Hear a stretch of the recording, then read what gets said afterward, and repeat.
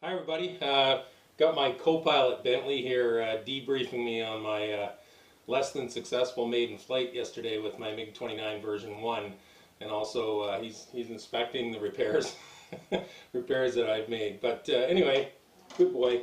All right, we'll see you later.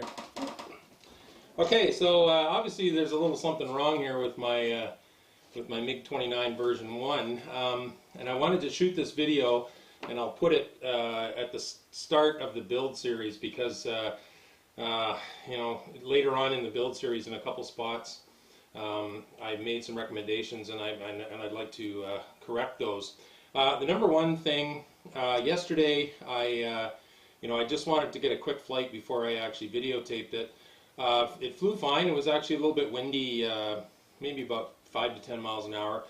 No problem there at all. But what I realized was this cheap dollar store velcro that I used was not sufficient to hold my battery in. My battery actually ejected itself.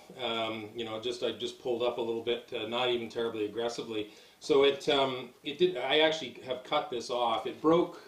I managed. The battery was sort of hanging down like a pendulum, and the plane was acting like a bit of a, I guess, a parachute. Luckily, it didn't come disconnected because I probably would have lost my battery out in the swamp there. So anyway, I managed to still maintain some control of it, kept the plane fairly level, and then just kind of parachuted in. So it did crack it, break the foam over here, but that's just a quick hot glue repair.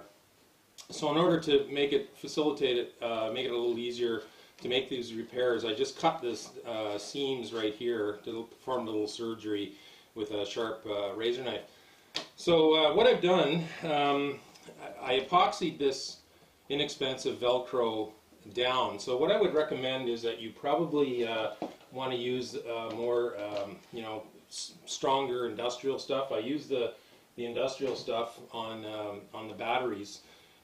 You know, again, I forgot the laws of science. Most of my planes, obviously, the battery sits on top of the Velcro in the bottom of the electronics bay, and it's always got centrifugal force, whereas I'm doing the opposite here. So anyway, a bit of a senior moment there, but the RC gods were with me and I saved my plane. So I've epoxied this all down. So rather than trying to rip this all out and putting some industrial strength Velcro in, what I've done is I've made a little bit. I had a bunch of these little battery straps, pardon me, laying around, and you can get these. You know, if you just go to Banggood or whatever, type in battery strap. You know, they're very, very popular because you know, a lot of guys that fly quads use them. So they're just Velcro. They've got sort of the hook part here on one side. You know, they just wrap around and sort of Velcro onto themselves. So I had those laying around. So what I did was I put a battery in, essentially. You know, as you can see here where it goes, I'll just take it out here for now. So it's going to still have a little bit of hold from the Velcro that's in the plane. So what I did is, once I put the battery in, I made some marks here with just a marker on either side of the battery, and then I cut down through the foam so that I could feed the battery strap through. And then what I did, I'll just pull this one up out of the way. What I did was I made a slot in the side of the through the you know, this vertical part of the fuselage, and then to make sure that these Velcro straps weren't going to chew up the foam, I did just like I did you know, with the little popsicle stick and the zip tie here for the receiver and the speed controller. I just put a little chunk of actually tongue depressor, because it's the right width. Hot glued that down, so now the foam shouldn't get chewed up. And I also made sure that before I pick the spots where these straps are going to go, is that, you know, I'm not going to be wrestling with this bottom piece to tighten the strap. So you can see my front strap is right here, so no problem. I'm not trying to reach my big sausage fingers in through there. And then when the door is open, I've got access to my strap here in the back. So I think that's you know, I think that's going to work out really well. So like I said, I would go with the stronger, more you know, super strong Velcro that you can get at, you know, I got mine at Home Depot, or like more at like a hardware store, than this inexpensive stuff that you know, that I almost found out the hard way didn't work. So anyway, so I think that that's going to work. You know, obviously I still need to glue this back on, but that's, you know, just a quick hot glue job. I wanted to leave it off so I could show you that. And if you know, if you want some extra insurance, you know, you can pick up those battery straps. Another thing I was thinking of, and I couldn't find any, I thought I had some around the house. Where I live in Canada anyway, you can buy this, it's normally a green color because you use it in a garden. And it's like again, like a velcro that you sort of wrap around itself. Like if, say if you had some tomato plants and, you know, you wanted to stake them up so that they weren't falling down. It's about, I think about, you know, maybe about a ½ an inch wide. This strap is 18 centimeters, 7 inches. So I would, if you're going to do this, you know, especially if you're going to do like I did and use a heavier 2200 battery, you'd want a strap that's at least 7 inches long, maybe even slightly longer. And this is, I think, about ½ an inch wide. But anyway, yeah, so like I said, if you had some of that stuff, or you could, I think you can get that Velcro, the sort of wraparound Velcro for use in the garden. I think you can get that at, you know, probably any gardening store, hardware store. But that would be another option if you don't want to wait around and order these one of these battery straps. So yeah, so there we go. So I got lucky, and I wanted to put this in to, and I will link this to the video where I talked about putting the Velcro in. I'll put a link there in that video, and hopefully people will be able to see that and remind them.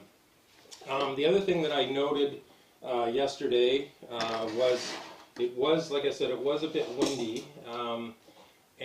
But even without the wind, in my final video, sort of the setup video, I had discussed my starting throws, and I think my starting throw in the pitch, I actually also bound it to my little beginner radios. It's a beginner plane. I figured I might as well use my beginner radio. So let me just plug the battery in here so I can show you.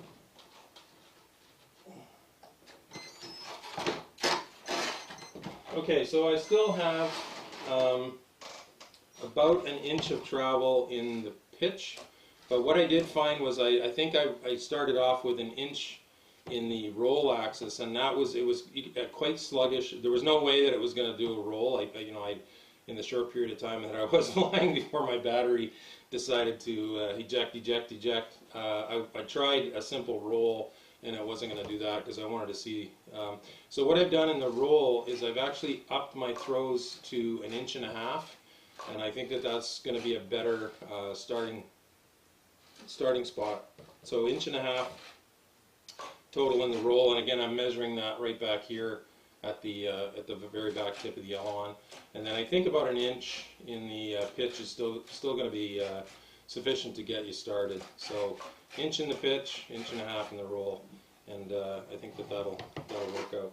So anyway, I wanted to share that, you know, and hopefully I'll put this video first in the playlist, unless my next re-Maiden, I you know, find out something else earth-shattering that I did wrong.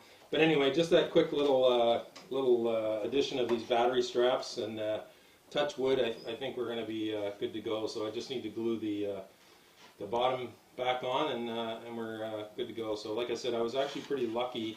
I think what helped was that because I have this speed controller zip tied in there, is when the battery came loose, it didn't. Sometimes when I had it happen once before with a plane when I was inverted, and it pulled the speed controller out, and then the battery actually came out. So I think because the speed controller is actually zip tied in there, that when the battery fell, it just sort of dangled there like a person in a parachute. So it didn't cause me any grief, and I didn't too much grief, and it allowed the plane to sort of come down, you know, almost like a parachute, with, you know, fairly minimal damage. It certainly could have been a lot worse. So so there we go. So fixed the battery, hopefully fixed the battery issue. Again, self-induced because I chose the wrong materials, and also upped the throws in the roll to 1.5 inches of deflection. So there we go, folks. More lessons learned, and the plane has lived to fly another day. Just need to put her back together, and we'll be good to go. So hopefully I will, next time I go out flying, everything holds together, I will actually have some video of it flying. Like I said, it was actually flying pretty good till the battery decided to depart. But anyway, thanks for watching. Blue skies, calm winds to everyone. Park jet noise, the other sound of freedom, baby. Take care.